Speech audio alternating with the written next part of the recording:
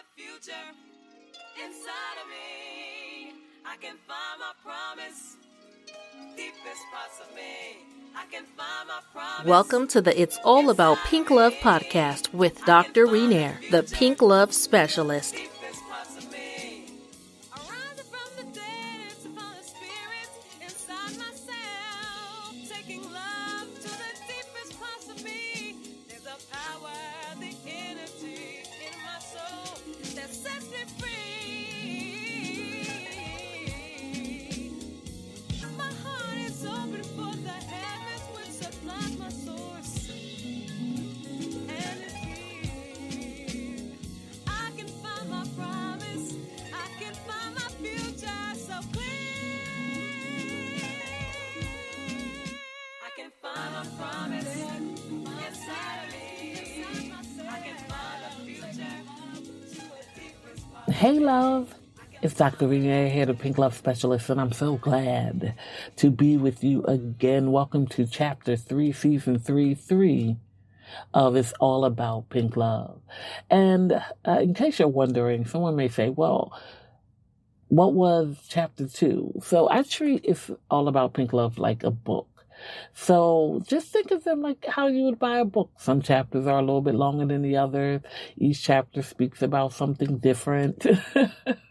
But I am so glad to be able to come and bring you this. You know, the last few months have been really interesting for me. And if you've listened to any of my past shows, I've joked about feeling like after my surgery in 2019, I got a different batch of blood that has been creating a different experience because I do believe in energy. And so I have to say the past few months have been like new opportunities, things I could not have even imagined taking part of. I was able to take a part of. And so I thought about what I wanted to talk about in this chapter for the next episodes is really about change and understanding things that open up a space for change. So when you think about change, you think about things like transformation and shifting and transitioning and newness. And no, I don't have a thesaurus in front of me. I'm just pulling out words. But I have found that when I started working on me, and some people call it shadow work, you know, the work that you do on the not so bright sides of yourself, I have unearthed a lot of hidden things that were still keeping me bound, things that I had not been talking about. And so I wanted to like kick the door down on things that had been in my life that I had not really shared with people. And when I started to do that and started inviting people into some of my more quieter experiences, I started getting all kind of feedback like, wow, thank you for your truth. Thank you for your vulnerability. Thank you for your honesty. And one of the things that made me start looking at all of that was because I felt a little stuck. Although life was changing, there were pieces that still felt stuck.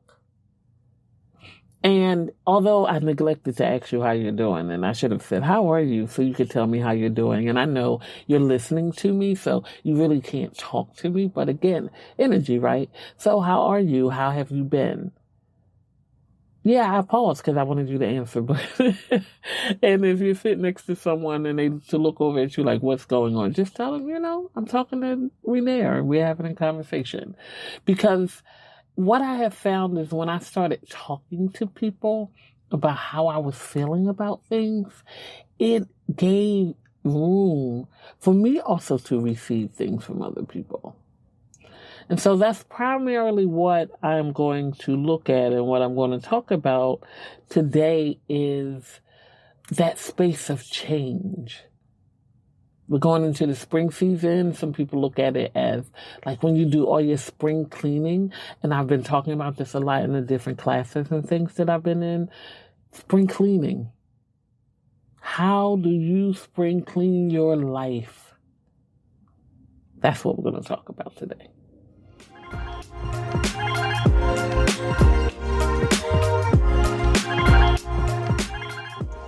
So when I think about spring cleaning my life, I think about the same way I would spring clean my living space if I had time to get around to doing that.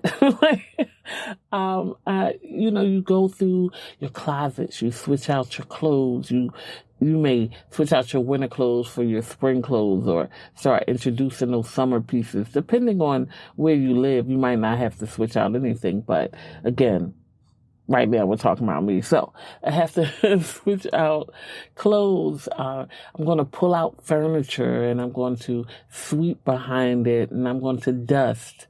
I'm going to go through things that I no longer need and discard them and throw them away. And so that's how I've been thinking about life. Like, what can I pull out and get behind and clean? What can I switch out that is no longer working in this season that worked in last season?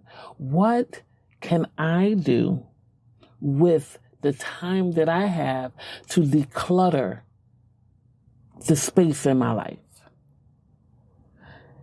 And so once I started thinking about that, one of the big things that I wanted to begin to do is become a little bit more, not adventurous, because listen, real talk, there's certain things I'm just not going to do. I'm not jumping off cliffs. I'm not jumping out of planes. You notice a lot of stuff has to do with jumping. I'm not going to get on a roller coaster, and I know, truthfully, we can't do that right now, but that's not my point. My point is there are just some things about myself that I know. And because I know those things about myself, I don't necessarily say I cut myself off from adventurous experiences, but what I had to do was sit down and decide what was adventure for me. And believe it or not, adventure for me was not necessarily saying no to everything. Now, with the world that we are currently in, the atmosphere we operate in, I will ask questions. How many people are going to be there? Or, will people be tested beforehand? What do we need to know? What's the social distancing policies? I will ask all of that. But what I mean is, I found myself attending more online things that I might not have done before. I found myself checking in with my circle a lot more, and not just because of pandemic stuff, but just because I wanted that connection. I started looking at what could I switch out, right?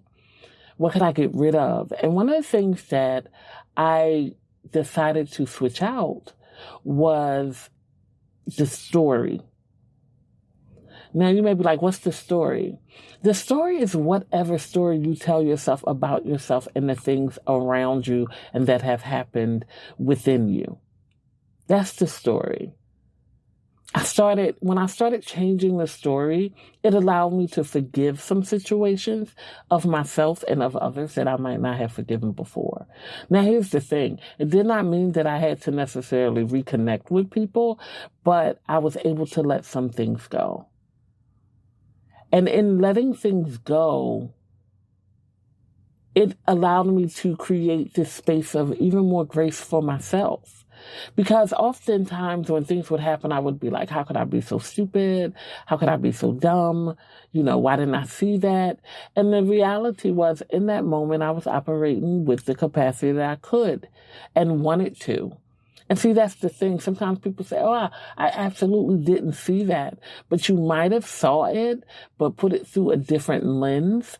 And because you put it through a different lens, your mind interpreted it the way that it did. So it's almost like you see someone steal. You've seen them steal a few times. So you know that there's a strong probability they're a thief. Period. No matter the reason, whether it's legitimate or not, whether they're dealing with other life difficulties, the bottom line, you saw them still. Now, in one space, you could pick up the phone or have a conversation and say, hey, what's going on? I saw you take something out of my purse. I saw you steal something. Like, what's happening for you?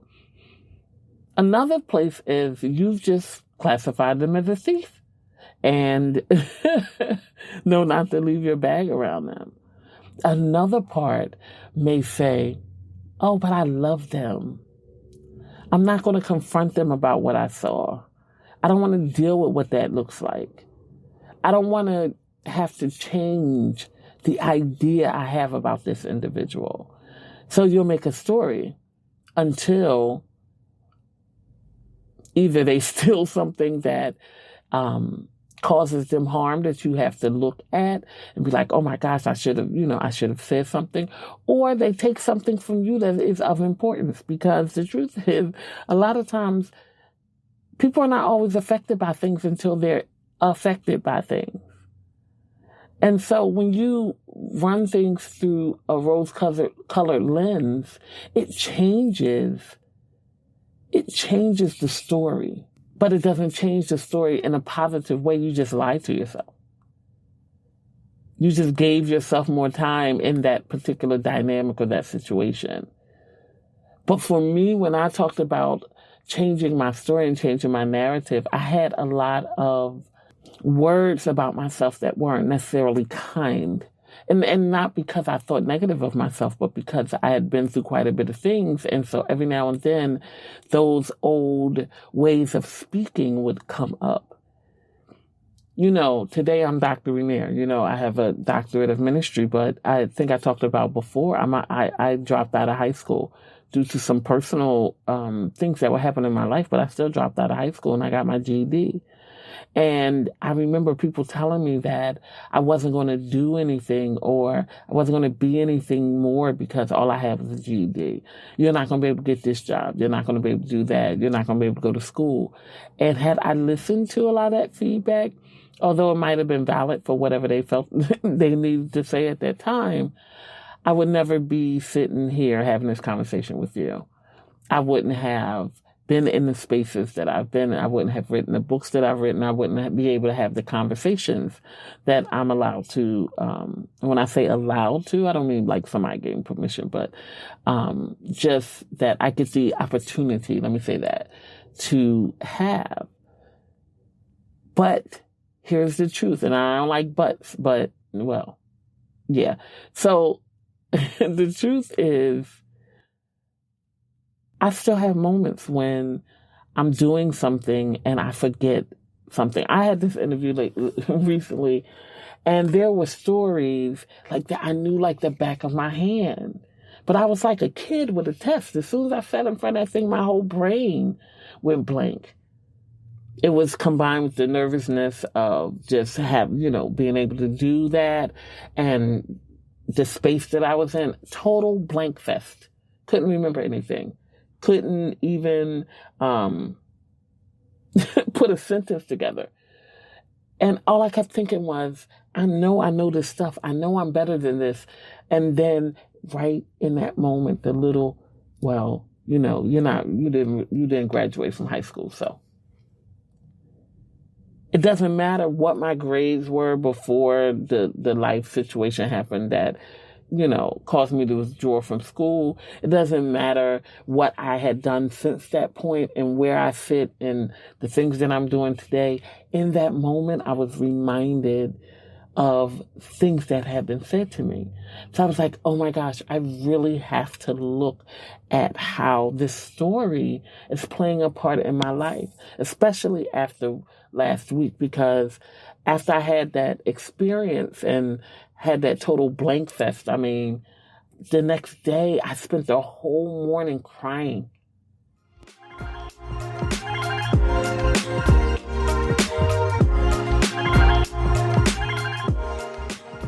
The whole morning crying. And like, oh, that was so dumb of you. Oh, all the stuff that I used to say. And then I started questioning, like, because when you go on, I call it down a rabbit hole, right? When you have that one thought and you get on that thought and you ride that thought all the way down that rabbit hole, it starts attaching to other things, right? So it started to become now it wasn't just me not feeling like I did my best, during a conversation or during the interview. It now became, oh my gosh, like, why are you even doing this work? Why are you having these conversations? You don't really know what you're talking about.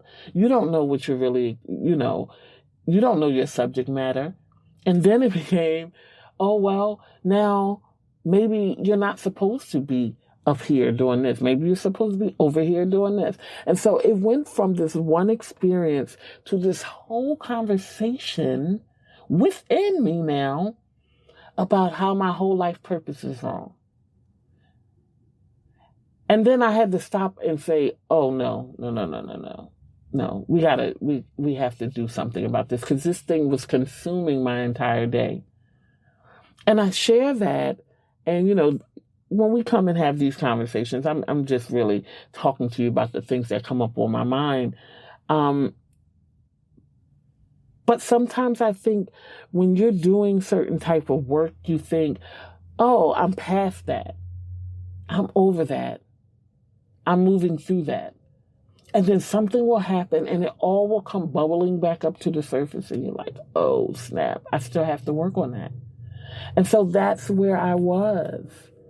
So over the past, 3 months, probably since December, the whole first quarter of the year, I've been working on me. So to have that meltdown last week, I was just like, wow. And it reinforced this conversation of spring cleaning, this conversation of, I need to get this together, because what I had to understand is, at some time, that language, that pulling me back from the next level, that space of mentality that would allow me to play small or play smaller, let me say that would used to keep me safe from things like rejection and disappointment and embarrassment and whatever else. Once I was able to, with the help of the amazing people in my life, dissect it and get to the bottom of it, what I began to understand was, yeah, I might have forgotten something that I really should have absolutely known. Yeah, I might have had some experiences that didn't fully play out the way that I thought they would. But I learned something from it. And I got to say that I did it. And learn something, and learn something from it. And so probably over the next few shows, I'm going to go deeper into this conversation of spring cleaning our lives. When you're rewriting the way that your mind remembered words, the way that your mind remembered an experience. And I'm not talking about changing details, because what happened is real. What you've experienced is real, but it's also understanding that what may have meant a 5 years ago may only be a 2 now. But if you don't recognize that it's a 2 now, then the moment that you think about it, it'll become a 10 again. And so I had to start going over the things that I had accomplished to combat that voice that was telling me what I was not good enough to do. So I had to present present evidence to past accusations. Present evidence to past accusations. And once I started doing that, it started to pick up my mood a little bit. It started to make me see things a little bit differently. And I'm not saying that I'm not there's not moments where it doesn't run across my mind and I kick myself and go, okay, so what do you need to do in these in-between times before your next event or your next class or your next conversation? Do you need to get back into studying more? Do you need to take in some documentaries? Do you need to take in some movies? Do you need to do more research? These are the questions I started asking as to how I can make this a better experience next time, not how I can avoid being a screw up.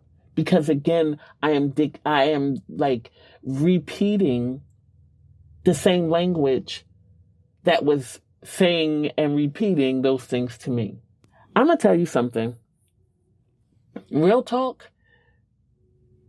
rewiring your mind from years and years of habit and patterns and ways of being is hard.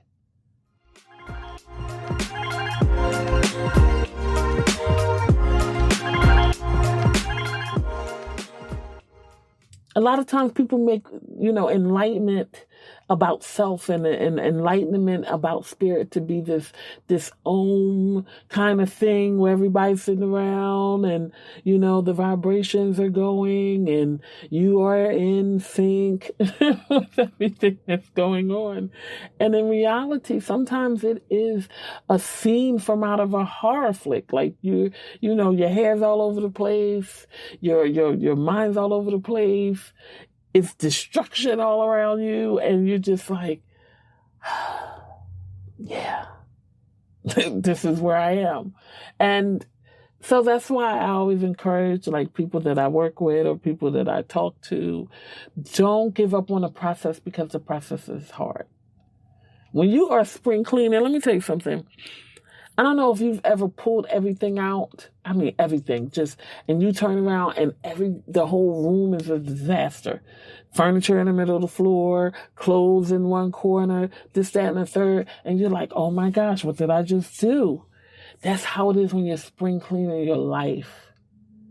It's like, oh my gosh, what did I just do? Why did I open that? Why did I pull that out? Why did I, place this over here? Why did I keep this thing? Why am I hoarding?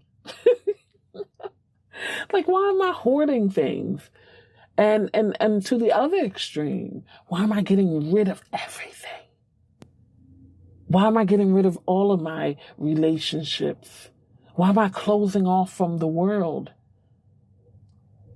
So, just a few things to think about as we move into this spring season. And this spring, some places is time in some places. And again, weather is different, circumstances are different. But one thing that is not different is the need to sometimes check in on our lives, to do a fresh overhaul of where we're going and where we've been. And April is the perfect time to do that because we just January, February, March, that's the first quarter of the year. So April is a good time to assess all those New Year's resolutions that you might have put in place that you didn't get to do. You might want to go over your budget and see where you can make changes to save more money or to spend more money if that's what you need to do. It's where you would assess your business plan or your future plan. So as we go into the second quarter of the year, we are going to be spending this time just spring cleaning, creating afresh, creating anew, and sharing our process during it. So are you in? Because I'm in. And I promise you, I will be as honest and transparent as I can about what is going on over the next few weeks as I continue to unearth and deal with what it looks like when you're in the midst of spring cleaning your life. So I want to thank you for joining me today. I'm so glad to be back. It's been a minute. And I've missed doing this and having the space to be with you. as we talk about things that's all about pink love. And if you would like to join me, I am a host, an instructor. See, I'm like switching hats right now. I'm trying to go into marketing. I'm doing commercial. I am an instructor at Society X, and it's spelled the way that it sounds. Society X, where I'm teaching a class every Tuesday at 1:00, free class, creating better relationships in your life. And then starting April 13th, the second and the fourth Tuesday of the month at 7:00 p.m., I'll be teaching on that platform, all things intimate. So we'll be talking about, it's a space for women to come together and talk about pleasure and all of the things like that. And there's more coming up in July. I have an amazing project that I'm doing with a sister friend of mine, that we are doing a podcast called Sage, Sex, and Soul. So you'll get more information about that coming up. And that'll probably be running like on an off time in between. So you'll be able to listen to both and not feel like that you're getting too much, too much of me. But either way, I want to thank you again for, just being here and giving time and taking in all the things that's all about pink love. So I'm going to get out of here, and we'll be back together this time next week. In the meantime and in between time, be loved and be blessed.